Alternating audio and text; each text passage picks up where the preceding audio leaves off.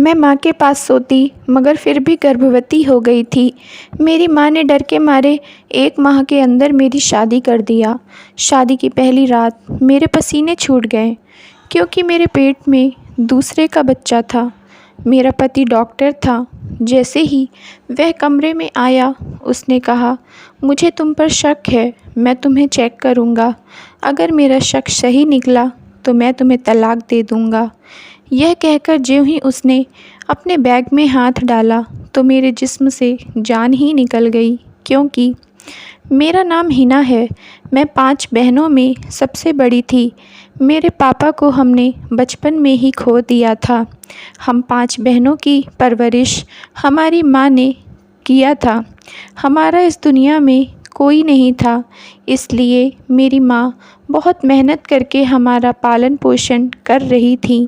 मेरी माँ बहुत बड़े ख़ानदान की बेटी थी, लेकिन सिर्फ़ मैट्रिक पास थी, क्योंकि मैट्रिक पास करने के बाद उनकी शादी पापा से हो गई और उसके कुछ समय बाद मेरा जन्म हो गया।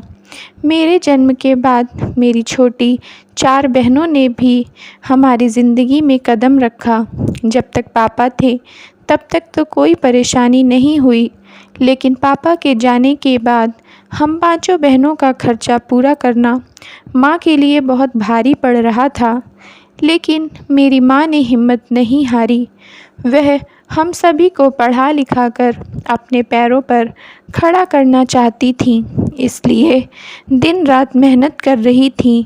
मुझे तो कभी कभी बहुत हैरानी होती थी, कैसे मेरी माँ यह सब कर लेती हैं, लेकिन उनके पास दूसरा कोई रास्ता भी नहीं था। मेरी माँ हम सब बहनों से बहुत प्यार करती थीं। माँ और पापा की मोहब्बत की शादी है। माँ ने एक बार अपने अतीत के बारे में बताया था कि वह एक बहुत बड़े संयुक्त परिवार की बेटी थीं, जिसमें दादा दादी, बड़े पापा, बड़ी मम्मी, चाचा चाची और उनके बच्चे रहते थे।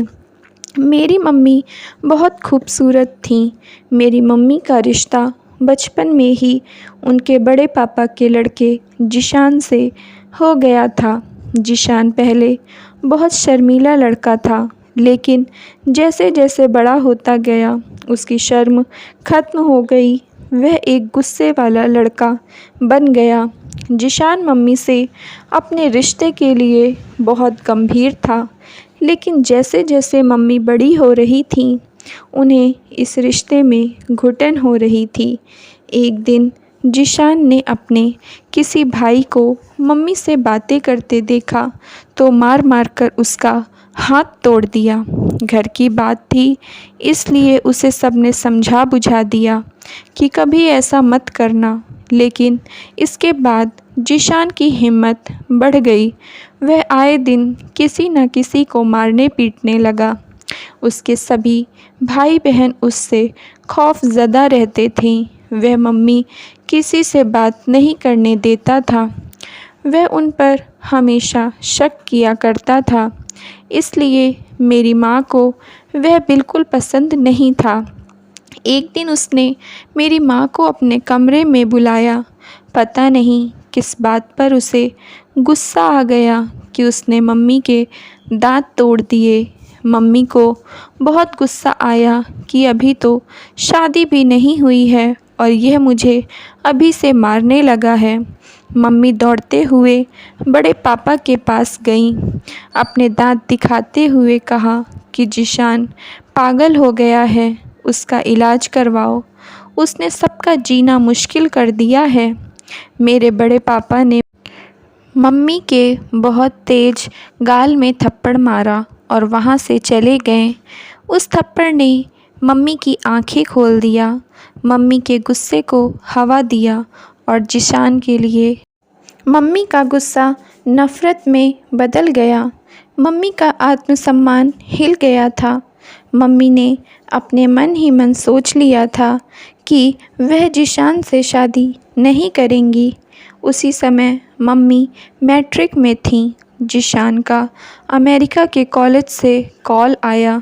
उसे वहाँ सीट रिज़र्व हो गई थी। वह अमेरिका नहीं जाना चाहता था, लेकिन बड़े पापा ने उसे ज़बरदस्ती अमेरिका पढ़ने भेज दिया।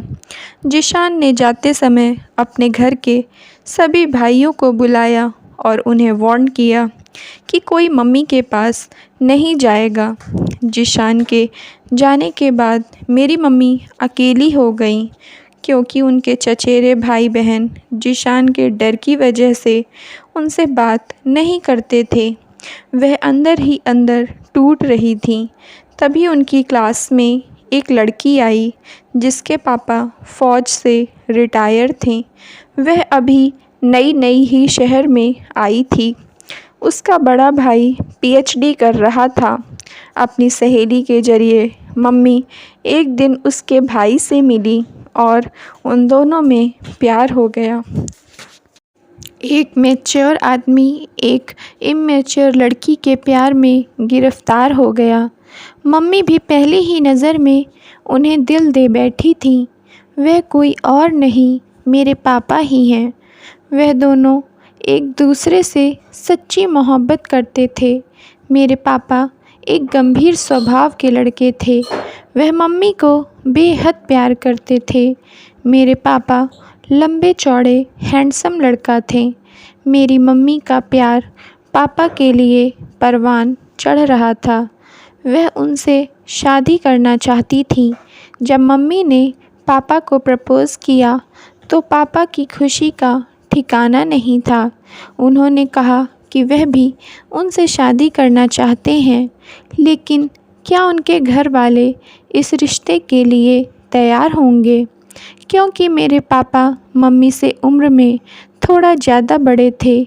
मेरी मम्मी ने अपने घर में पापा से शादी करने की बात किया तो उन लोगों ने इस रिश्ते के लिए साफ इनकार कर दिया।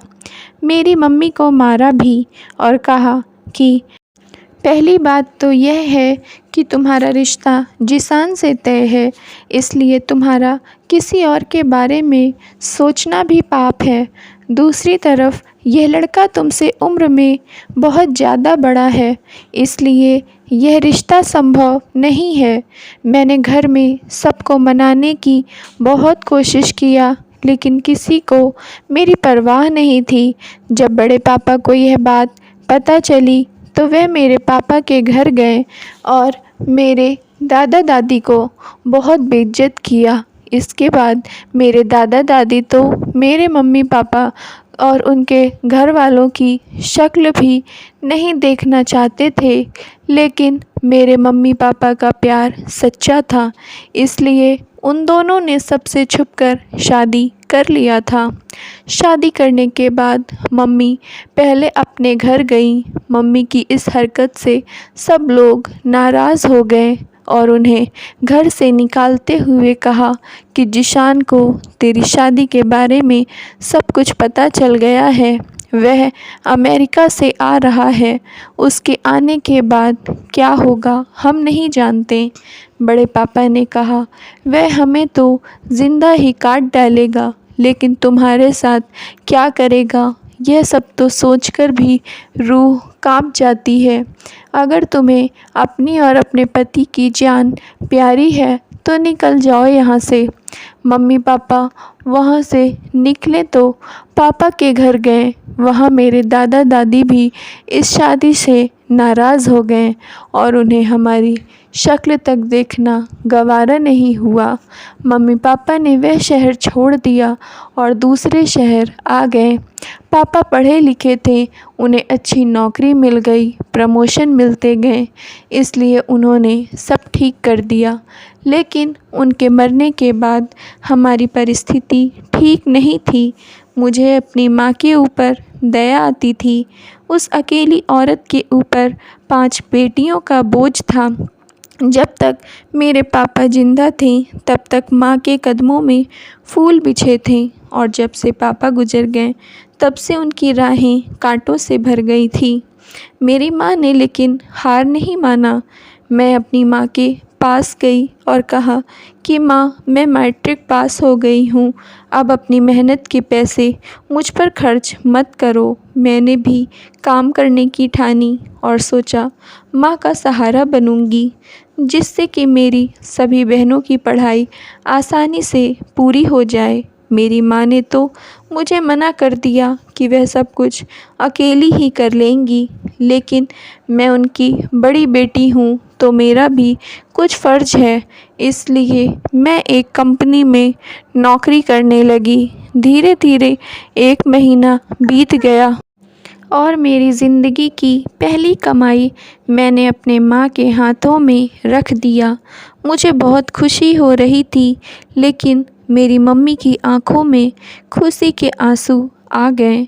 मैं कंपनी में जाती तो मैनेजर का एक दोस्त आया था। वह बहुत खूबसूरत था। वह मुझे अजीब सी नज़रों से देखता था और थोड़ा मुस्कुरा देता था। कंपनी की सभी लड़कियां उस पर मरती थीं, उसको स्माइल पास करती थीं, लेकिन वह किसी की तरफ नज़र उठाकर देखता भी नहीं था। उसने कभी मुझसे बात नहीं किया था, सिर्फ मुझे देखकर मुस्कुराता था। उसका नाम अहमद था। अहमद को मैं दिल ही दिल पसंद करने लगी थी। मेरे अंदर घमंड आ गया था, क्योंकि अहमद सिर्फ मेरी ही तरफ देखते थे, जिससे मेरे अंदर घमंड आ गया था, क्योंकि मैं एक मामूली सी लड़की थी और वह बहुत पैसे वाले अमीर थे। 1 महीना हो गया था। अहमद सिर्फ मेरी ओर देखते और मुस्कुराकर चले जाते थे। मैं सोच रही थी कि जब अहमद मुझसे अपनी मोहब्बत का इकरार करेंगे तो मैं अपनी माँ को बता दूँगी। मुझे उम्मीद थी कि माँ इस रिश्ते के लिए मना नहीं करेंगी, क्योंकि अहमद बहुत ही ज़्यादा अमीर थे। मेरा जन्मदिन आ गया। किसी को मेरा जन्मदिन याद नहीं था, न मेरी माँ और न मेरी बहनों को। किसी ने भी मुझे जन्मदिन की बधाइयाँ नहीं दिया था। जब मैं ऑफ़िस गई तो अहमद ने मुझे गेट पर ही रोक दिया। मुझे जन्मदिन की बधाइयाँ देते हुए कहा, हैप्पी बर्थडे हिना। आज पहली बार अहमद ने मुझसे बात किया था। उसका बोलने का स्टाइल मुझे बहुत पसंद आया। उसने कहा कि मेरे लिए बर्थडे सरप्राइज़ है।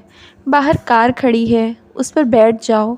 मैं कार के पास गई तो ड्राइवर ने दरवाज़ा खोला। मैं उसके अंदर बैठ गई। वह मुझे शहर के बहुत बड़े ब्यूटी पार्लर में लेकर गया था। वहाँ पहले से ही मेरी अपॉइंटमेंट थी। जैसे ही मैं ब्यूटी पार्लर में गई, एक लड़की मुझे मेरा हाथ पकड़कर ले गई। मैं अंदर चली गई। वहाँ पर 2 घंटे मेरा फुल ब्रांडेड महंगा मेकअप हुआ। उसके बाद पिंक कलर का गाउन और ज्वेलरी पहनकर मैंने खुद को आईने में देखा। मैं बहुत खूबसूरत लग रही थी। मुझे लग रहा था आज तो अहमद मुझे देखते ही रह जाएंगे। मैं क़यामत लग रही थी। अहमद का फ़ोन आया। उन्होंने कहा, बाहर गाड़ी खड़ी है, उस पर बैठ जाओ। बहुत बड़ा सरप्राइज़ है। मेरे लिए तो ये सब बिल्कुल सपने जैसा था। मैं उस गाड़ी पर बैठ गई तो वह गाड़ी 1 घंटे का लंबा सफ़र तय करके शहर की भीड़ भाड़ से दूर एक हरे भरे रिज़ॉर्ट पर जाकर रुक गई। वहाँ पर 2 लड़कियों ने मुझे कार से उतार कर मेरा स्वागत किया, माला पहनाई, मुझे अंदर लेकर गई तो पूरा हॉल दिल के गुब्बारे से सजा था। बहुत बड़ी सी टेबल पर एक सुंदर सा केक रखा था। केक में मेरी तरह ही पिंक गाउन वाली लड़की बनी थी। अहमद ने मुझसे केक कटवाया। मुझे ऐसा लग रहा था कि मैं कोई सपना देख रही हूँ। अहमद ने मुझे गिफ्ट में डायमंड का हार दिया। इतना महंगा गिफ्ट कोई अपने चाहने वाले को ही देता है। इतने बड़े सरप्राइज़ के बाद मैं खुद को बहुत स्पेशल फील कर रही थी। वह डायमंड का नेकलेस मुझे अपने हाथों से पहनाया और मेरे गले को धीरे से चूम लिया। मेरे पूरे शरीर में बिजली जैसा करंट दौड़ गया। यह अहमद का पहला स्पर्श था। इसके बाद हमने प्राइवेट कैंडल लाइट लंच किया। अहमद ने अपने हाथों से मुझे खाना खिलाया। उसके बाद वह बोला, अभी एक और सरप्राइज़ है जो तुम्हारा इंतज़ार कर रहा है। वह मुझे उस रिज़ॉर्ट के एक बहुत आलीशान वीआईपी रूम में लेकर गया। वह पूरा कमरा मेरी तस्वीरों से सजा था। मैं यह देखकर बहुत खुश हो गई और अहमद के गले लग गई। उसने भी मुझे कसकर अपनी बाहों से पकड़ लिया। हमने खुद को संभाला। उसके बाद अहमद ने एक हीरे की अंगूठी निकाली और घुटनों के बल बैठकर मुझे प्रपोज़ किया। I love you Hina. मुझे वह अंगूठी पहनाई। मैं तो अहमद को बहुत पहले ही चाहने लगी थी। मैंने भी आई लव यू टू कह दिया। उसके बाद हमसे वह पाप हो गया जो नहीं होना चाहिए। मोहब्बत की सीढ़ी पर चढ़ गए। अपनी हया शर्म छोड़कर एक दूसरे के साथ जिस्मानी रिश्ता बनाया। बेशक मैंने इसमें उसका साथ दिया था। उसने मेरे साथ जो भी किया मेरी मर्ज़ी से ही किया। लेकिन जब मेरे ऊपर से मदहोशी का नशा उतरा तो मुझे समझ आया कि मैंने तो बहुत बड़ी गलती कर दिया है। बिना शादी के ही मैं अपना कुंवारापन खो चुकी थी।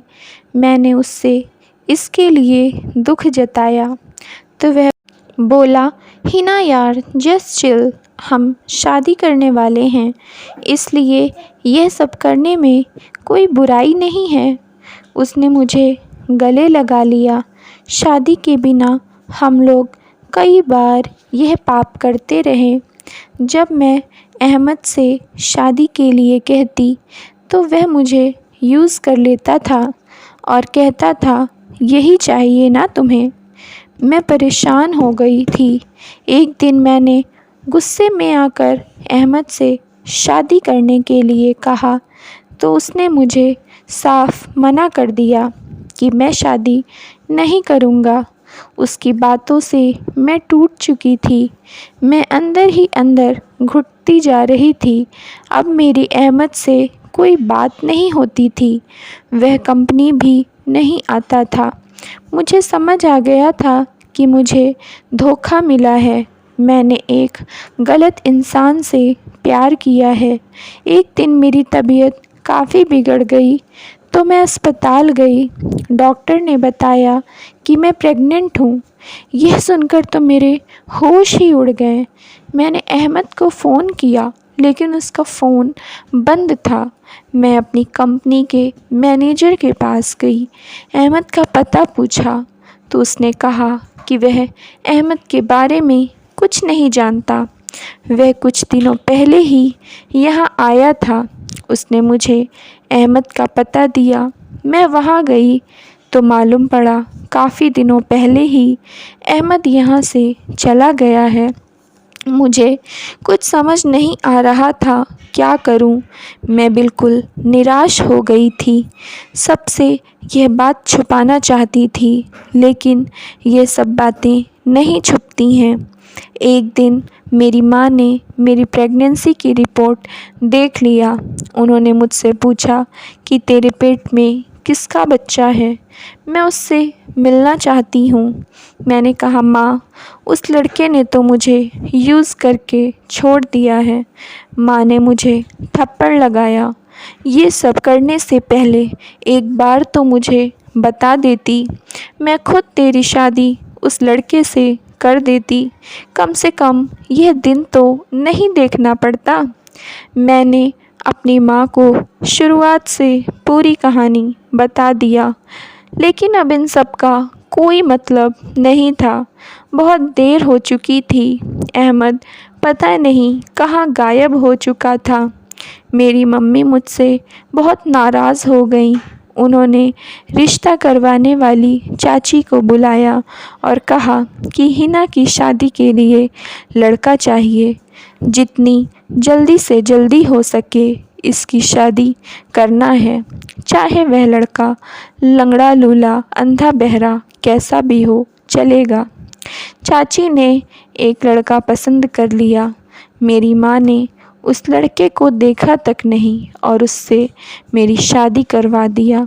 माँ ने कहा था कि मुझे अपनी प्रेगनेंसी की बात कुछ दिन अपने पति से छुपाना है, फिर उसे बता देना, जिससे कि उसे लगेगा कि होने वाला बच्चा उसका ही है।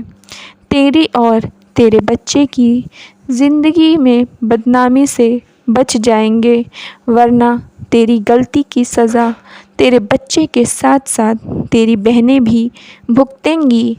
कोई भी अच्छा लड़का शादी के लिए नहीं मिलेगा। मेरी माँ मेरी शादी में नहीं गई, चाची ने ही मेरी शादी उस लड़के से करवा दिया। फिर वह मुझे एक घर में ले गई। वह घर बहुत आलीशान था। वह मुझे एक बहुत बड़े से सजे हुए कमरे में लेकर गई। उसने बताया कि तुम्हारा पति एक डॉक्टर है। यह सुनकर तो मेरे पैरों के नीचे से ज़मीन निकल गई।